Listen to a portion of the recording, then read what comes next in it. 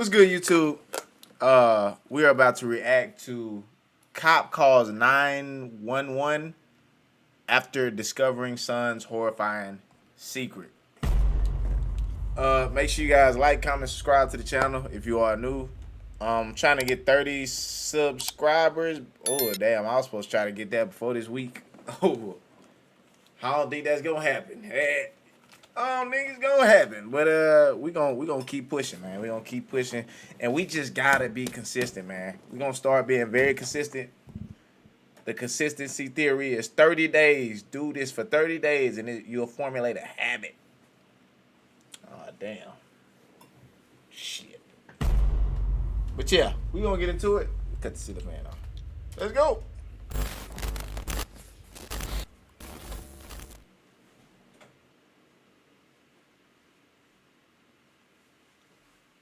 All right. Hopefully that fixed the damn green screen. Pretty sure it did. A jog and somebody just drove off the side of the road and purposely hit her. That poor kid. I don't think she felt it. Looks like she had a kid too. Oh my God! Oh, where's the son of a? When a woman out for a jog is struck and killed in broad daylight, Okay. Arizona deputies scramble to find the truck that fled the scene. But their desperate search for the perpetrator takes a shocking turn when they receive a phone call no one saw coming. I'm not asking for favoritism, but everyone's going to know anyways. Okay. I'm a lieutenant with Phoenix PD. It's my son. That's the guy who did it. That's the guy who did it. The following is based on official police records, and the footage has never been seen before until now. On the morning of February 24th, 2024, dispatchers receive an urgent 911 call. I just witnessed a hit and run, and this lady needs an ambulance immediately. The vehicle just drove off. It was Ford F-250, Ford Super Duty. The woman was just running along the side of the road, and the guy just drove and hit her for no reason at all. Okay, so she was walking? Okay, thank you. She was just taking a jog. taking a and jog. Somebody just drove off the side of the road and purposely hit her. Okay. I witnessed it in my rear view mirror. I don't know if this truck is coming back. I think he's coming back. I think the guy is coming back. He drove west and he came back to the scene, but Okay, he he's did still in come his back? truck and it looks like he's gonna drive away, but I don't know what he's doing. Is she conscious? I don't think so. I think she was breathing. That's the guy who did it. That's the guy who did it. A Maricopa County deputy arrives as the caller points to the suspect's vehicle, but it once again turns and flees the scene. Oh, so With you the ran? deputy unable to leave the victim's side, a civilian volunteers to follow the suspect, but quickly loses sight of them. Though the deputy attempts to help the victim, the woman shows no sign of life. Oh. At 10:02 a.m., she's pronounced deceased. As backup arrives, they work to locate some form of identification, but find only her cell phone. God damn, bro. I don't think she felt it. Looks like she had a kid too. Scattered along the roadway are her white earbuds, glasses, and pieces of a headlight. Her shoes were thrown from her feet, with one lying more than 70 feet from the other, a brutal indication of how violently she was struck. Hey, just letting you know and let Sergeant know, there's a possible next of kin over by his brand. He said that the wife and mom were out running and they can't get a hold of her, so. The man provides the phone number for his wife, 43-year-old Lisa Mancuso. A deputy calls it, and in a tragic confirmation, the victim's phone rings. It isn't long before another family member arrives at the scene. May I help you, sir? Yeah, what's going on, officer? My son just called me. He's crying and everything. He lives right here. He lives on the other side. He lives right over there. You're gonna have to go down to Galvin up Central to get there. Is he somebody hit by a car or something? They will be able to fill you in. The man is Lisa's father-in-law. He rushes to her home where deputies are speaking with Lisa's husband and young son. Their emotions spill over as they learn the cause of her death. Damn. Oh my God! Oh. Where's the son of a? Looking for him. Hit and run? Terrible, isn't it? You know what? No word We're for it. complaining about a stop sign here. You know, this is ridiculous. They go 8 miles an hour down this road. I know you guys are spread thin. I realize that. You have every reason to be upset. So, I'm really sorry. Yeah, I know. Damn, that's her husband and her son. That boy mama gone like that, man. That shit crazy, man. That's some sad shit right there. I'm not even gonna hold you, bro. Boy, like the love of your life gone, mama gone, just like that, man. Cause somebody, I don't know why the dude would do that. It seems like you just wanted to hit somebody. That seems like what the case is, bro. Lisa's husband, Stephen, attempts to pull up their security footage while friends and family try to comfort the young boy who has just lost his mother. Man, I don't know what you could tell that boy, man. Shit. Ready to go? How's your chest, dude? It's better, but dude, I'm so. I'm just in utter shock right now. Like, I can't even think of it. Overcome with emotion, Stephen takes his son inside the home for a break, while his father stays outside with deputies.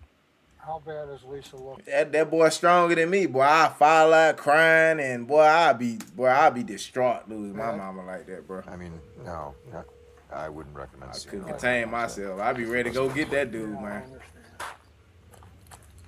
Oh, this is gonna be devastating for him and his son. Oh yeah. Is that Lisa there? Yeah, sir. I'm sorry to say this, sir. Oh my God, yo. Oh, her poor son. Back at the scene, deputies gather statements from witnesses. I noticed this woman in black, workout clothes, if you will, jogging. Okay. She wasn't anywhere near the damn road. In my own personal opinion, Right. not seeing the details, Right. as far off as she was, Right. and shame on me for saying this, there had to have been intent. The 911 caller who saw the tragedy unfold in his rearview mirror also told dispatchers the incident looked very intentional, but deputies aren't quite certain that's the case. Wow. So originally he said it looked intentional. Okay. But then when I asked him about did the vehicle like abruptly turn into it, and he said no, it was just a gradual, kind of went over like 692 or just distracted or something. But you leave, and maybe big truck. Yeah. Call it play dumb. Yep. You came back. It came back. If you thought Saw what I just hit a box in the road. Yeah.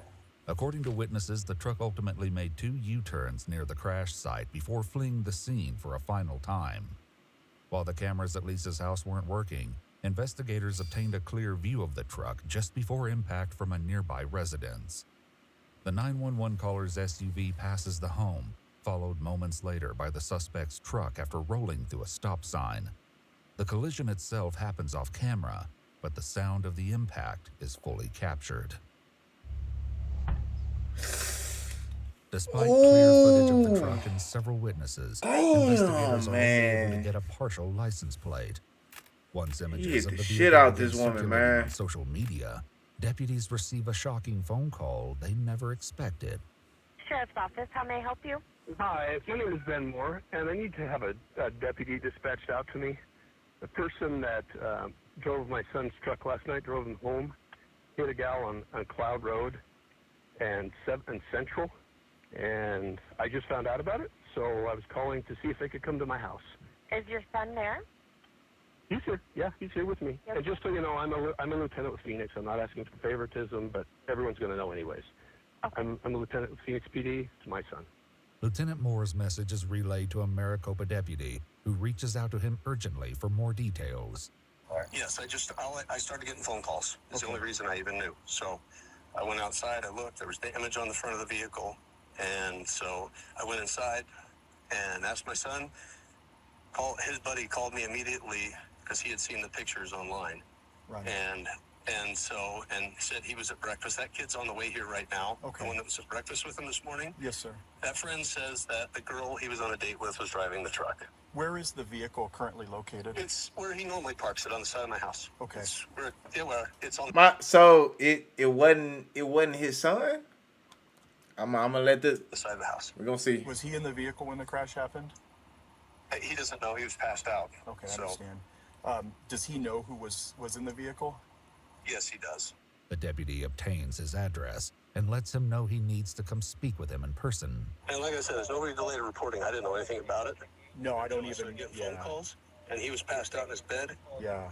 for as long as I can remember. So I don't know Thank you. times, but I'm Yeah. just saying. So nobody was sitting here trying not to call you or anything. No, I am very grateful for you putting the pieces together, sir. Thank you, and thanks for your son for coming forward. It's the right thing to do. Yes, sir. So, just so they know he has an attorney, and that's only for protection because this whole thing's weird. Yes. So he's going to cooperate. I'm just waiting for the attorney to call me back.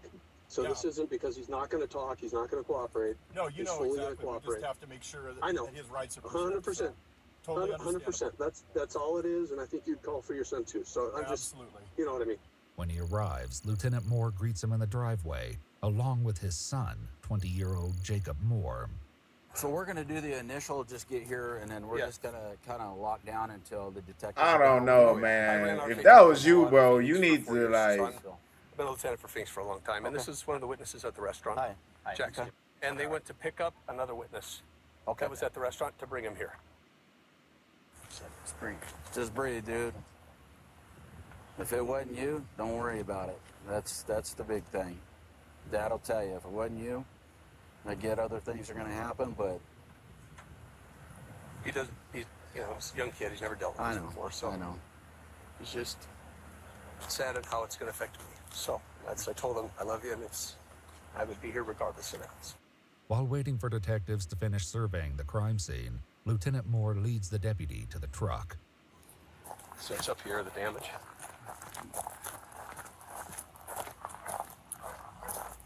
You ain't watched that truck. It's probably still blood or something on it. You can see the body fluid. I'm sure that's what that is. So, yeah.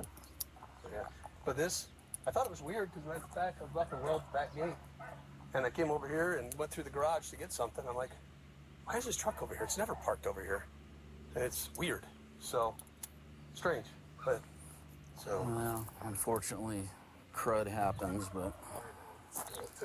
The deputy quickly snaps photos of the truck and the damage to the front left headlight.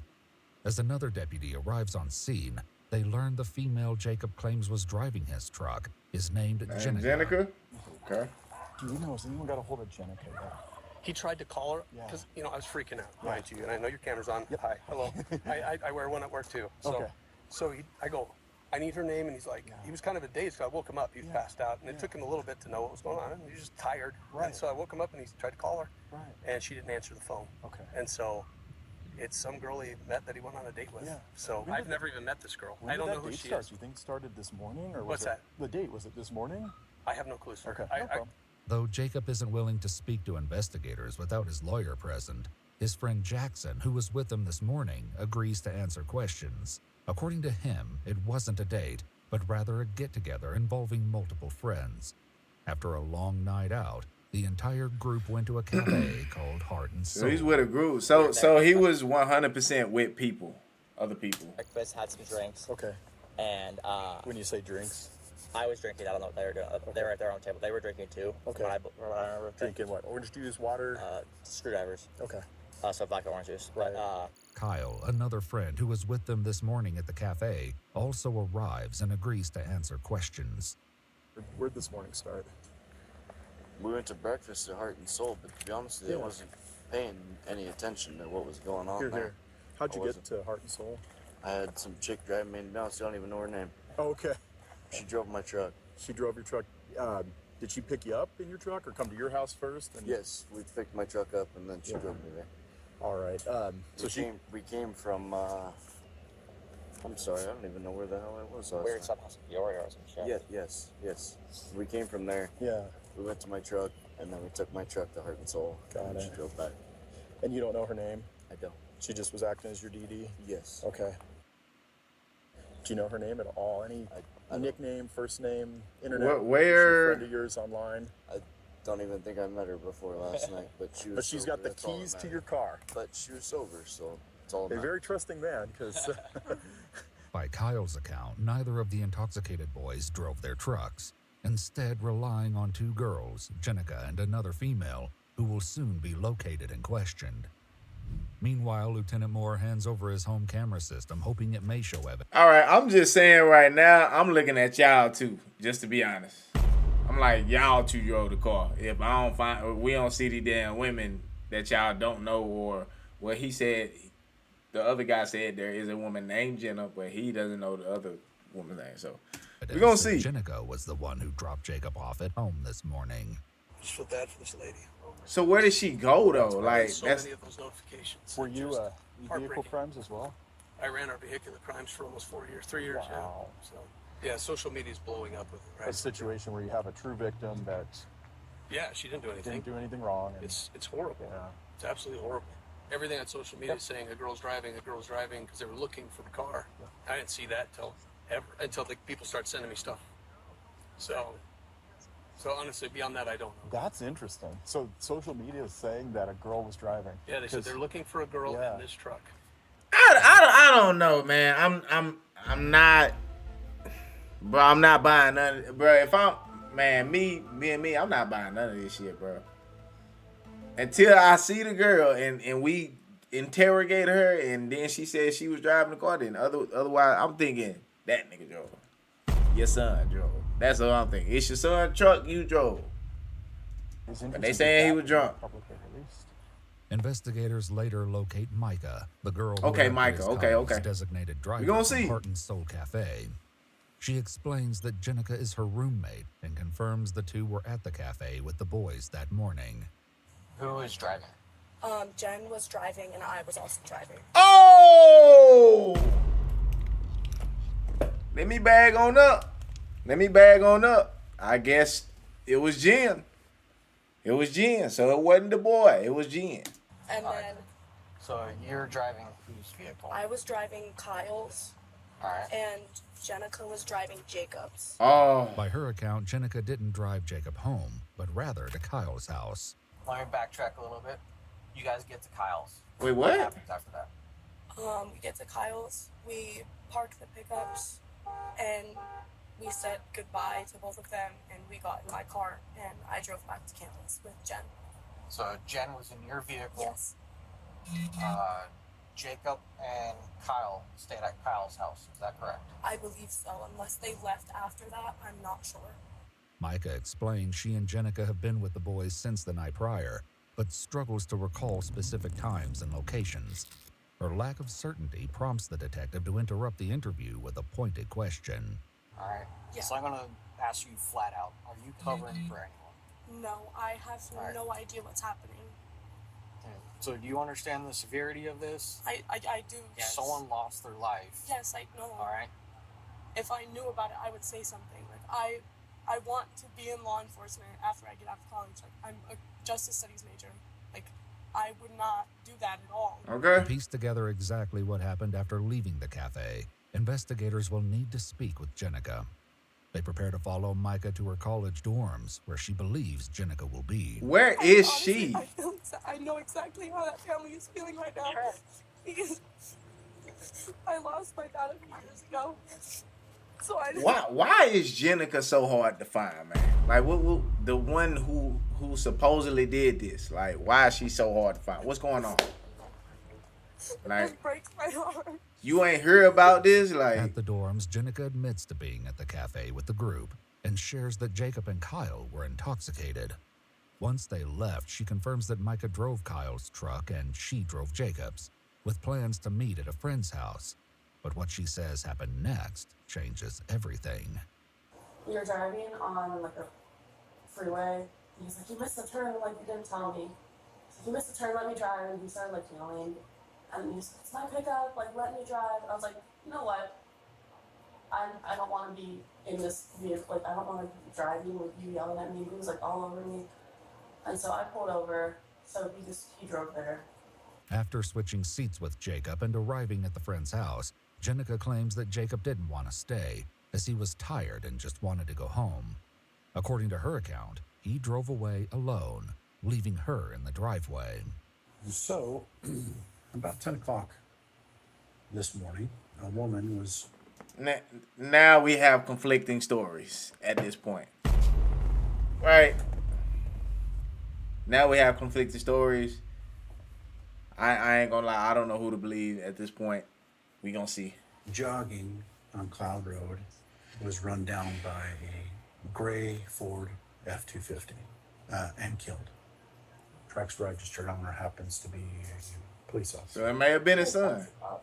He doesn't remember how he got there, but he claims that you were driving during the night. And that you were driving that truck, and he wasn't. During the hit? It's looking like they're trying to place you behind the wheel when that woman was struck and killed. What? Thankfully, investigators wouldn't need to rely on hazy accounts, as video evidence would clearly show who was driving the truck just before Lisa Mancuso was struck and killed. Just after 8 a.m. on February 20, Mancuso was struck. So who getting out the pack? The driver's seat's supposed to be right there, right? Who getting out the pack? Is it two people in there? And killed. This shit is crazy. Just after 8 a.m. on February 24th, surveillance videos captured Jacob and Kyle arriving at Heart and Soul Cafe. Jacob can be seen dragging his feet, swaying off balance, and showing signs of impairment. Minutes later, Jenica and Micah join the boys and sit at their table, and they're served alcoholic drinks. One friend, who wasn't with the group but seated in the bar area with Jackson, answers a serious question. Who purchased the liquor? Because you guys are underage. I did. You did? Yeah. Okay. Were they asking for ID, or you just go in there and... No, never asked. As their waitress explains, Kyle and Jacob were both increasingly showing signs of intoxication. They were just being obnoxious. They were sitting there dropping the N-word Whoa. on each other and just using all kinds of profanity. So my concern was just to get them out. At one point, after purchasing another round of alcoholic drinks, the waitress gave them only orange juice, telling investigators it's what they do if they believe someone has had enough alcohol. Around 8:30 a.m., Jacob can be seen with his arms around Jenica, with his head laying in her lap. He was passed out, like he was about to go to sleep, and they're like, yeah, he can't sleep up there. And I was like, yeah, it's probably best he leaves. So that's why the girl goes, yeah, he's tired, so I'm gonna drive it. He was drinking, so Which like, girl said that? Jen. She goes, I'm gonna drive his truck. So it's looking like the guy did it, man. It's looking like the guy did it. Like, it only makes sense. Gradually going over it, he was probably drunk. It's like, how is he driving drunk, though? Like, why would you... And I go, perfect. But then again, I don't know. I walked through the door, and then I went back to the bar. Jackson stays behind at the cafe while the rest of the friend group prepares to leave. A short time later, the truck can be seen pulling into the driveway of their friend's house. So this must be a flip camera. As the doors open, Jacob exits the driver's seat, confirming Jenica's claim that the two swapped seats along the way. The two talked for a while and briefly hugged before Jacob enters the driver's seat once more. Jenica walks to Micah's car to wait for her friend, while Jacob leaves alone. Lisa Mancuso would be violently struck and killed less than 10 minutes later. Still, you did it, nigga, and you tried to lie. This is why when I heard the cop, like, I just felt as though, like, bro, it's just... I'm not buying it, bro, like, at all. Like, according to I don't know, man. Now I think Jacob the cop has no memory of being behind the wheel. Man, I said, nothing? You can't remember anything? He goes, I remember being at breakfast. He goes, and then the next thing he remembered was his dad waking him up. As more video footage is uncovered and additional friends are interviewed, investigators learn that Jacob began drinking as early as 11 p.m. the night before. After visiting multiple bars throughout the night, he enjoyed additional drinks with his friends at an abandoned racetrack. When you guys are at the abandoned racetrack, and you guys are drinking, about how much did you guys drink between everybody? I think there was like a 12-pack that we had in the truck. So that split between everyone, which is just, what is that, 2.5 beers, probably 3 beers each. When you guys took that boy mama, man. Damn. Drinking at the racetrack, what'd you guys do with all the beer cans? In the back of each truck. You threw it in the back of the truck? Yeah. According to police records, 8 crushed beer cans were found in a dumpster, removed from Jacob's truck prior to the deputies' arrival. They'd been thrown away by Jacob's father, Lieutenant Moore, who openly admitted he did so before knowing the truck was involved in the accident. So, could be protein, the Coors Light, and the Monster. picked up a whole handful. Nah, bro. His father covering up for him. So you removed the cans knowing he. So my thing is, how did he figure that? How did he figure that? She even struck dude, right? He can't. I mean, excuse me. She even struck the person that was running, because your son came back by himself. Now I'm starting to. Your son came back by himself. She was dropped off beforehand. But you're saying she struck the woman that was running. That don't make sense. It would have had to be like, okay, she struck the vehicle while he was passed out, then casually drove to Kyle's house, then they swapped seat. Nah, that ain't what happened. He just hit that woman, bro. Out of the back and struck it through the hip. And while Jacob's father was seemingly conflicted over whether Jacob parked the truck in its usual spot, Where he normally parks it, on the side of my house. Well, why's his truck over here? It's never parked over here. You just lied, fam. He lying. Now you lying, the bro. camera system his father gave police ultimately showed Jacob arriving at home and exiting the driver's seat himself. In an interview recorded on the day of Lisa's death, a deputy acknowledged Lieutenant Moore's concern that the investigation might appear to show him preferential treatment. In 26 years, there are untold sacrifices you've made. There are things that you gave up, things that you did for the better of, whether it be a citizen or an agency or another officer, things that you'll never get recognized for, things that you'll never get back, things that you've had to deal with that are untold and never will be told, the things that you saw and dealt with. I know. It's the nature of police work. Yeah. And for that to be called into, when something like this happens, because there's automatically that, well, he's protecting his kid, he's doing this. He's doing that, and I want to do everything to circumvent that. Yeah, I'm not protecting anybody. I know. That's why we're having this conversation, because I had a feeling. Not protecting anybody. Though Jacob claimed to have no memory of the incident, he Googled DUI manslaughter on his phone at 2:37 p.m. That's it. That's it. You guilty. That's it. Nail in the coffin right here. You Google DUI. Less than 10 minutes before 2025, you can't get away with shit, man. I'm trying to tell you. He sent a text message to a close friend an hour later, one that seemed to suggest he knew what was coming next. Like, he said, "Hey, I love you, just so you know that." And I said, "What makes you say that?" He said, "I might be going away." At the time the Ford F-250 was seized by police, detectives were unable to prove that Jacob was behind the wheel at the time of the crash and couldn't get a warrant for a sample of Jacob's blood. DNA taken from the broken headlight of the truck would later come back as a match to 43-year-old Lisa Mancuso. After a warrant for his arrest was issued, 20-year-old Jacob Moore, in the company of his lawyer, surrendered voluntarily at the police station. Okay. His bond was set at $200,000. $200,000. In April of 2025, as part of a plea deal, Jacob pleaded guilty to manslaughter and leaving the scene of an accident resulting in death. He was later sentenced in 2025 to serve 4 years in the Arizona Department of Corrections. He was also ordered to pay restitution to Lisa Mancuso's family and will be placed on 3 years of supervised probation following his release. Y'all let me know. He got 4 years. 4 years. I do know this though. I do know this. When you have like intent, right? Intent to kill somebody, that's murder. That's full-blown first-degree murder. So I do know this. And this is just how the law works, right?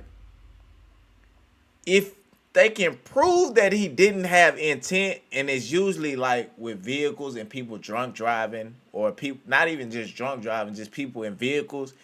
If Jacob's lawyer ended up proving that this was due to Jacob being drunk, they will say it's not first degree murder, but it is manslaughter. Manslaughter is like, I think it's like, damn, what is manslaughter? I want to say it's 5 to 15. It's basically manslaughter is below murder. So that's probably why he got off, because it's like you drunk driving and you usually, but it's like, I don't know, bro, because I done seen people get the rest of their life too, though. Man, I don't know. Tell me what y'all think. I don't know, man. The law is weird. I think it's kind of bullshit. He got 4 years. You took somebody's life, bro, because you was drunk driving. You irresponsible as fuck. You old enough to know not to drink and drive. You ran over somebody's mama, bro. Somebody wife. Killed this woman. Gone. This boy ain't gonna never get his you get your life back, but he don't get his mama back. I don't like that, bro. That's bullshit, man. But I don't know. Let me look at the comments. A 4-year-long sentence for drunkenly killing a wife and a mother. That's what I said. 4 years for DUI, hit and run, fatality. That's not justice at all. Unbelievable. His day was lucky those cameras were there. He really tried to pin it on her. Man, so I want to say this, bro. Cause I'm trying to figure out the dad. The dad should have. I don't know. I think the dad was covering up for him, bro. But yeah, man. Better get up out of here. Make sure y'all like and subscribe. Tell me what y'all think. I do understand manslaughter is supposed to be lower than murder. I understand it. I'll be reading the law here and there, but 4 years is crazy, bro. 4 years? I think manslaughter can carry up to like 15 years or something like that. 4 years is crazy, my boy. To get a plea, he got a plea deal. I'm gone. Goodbye. That shit crazy, man. That shit crazy.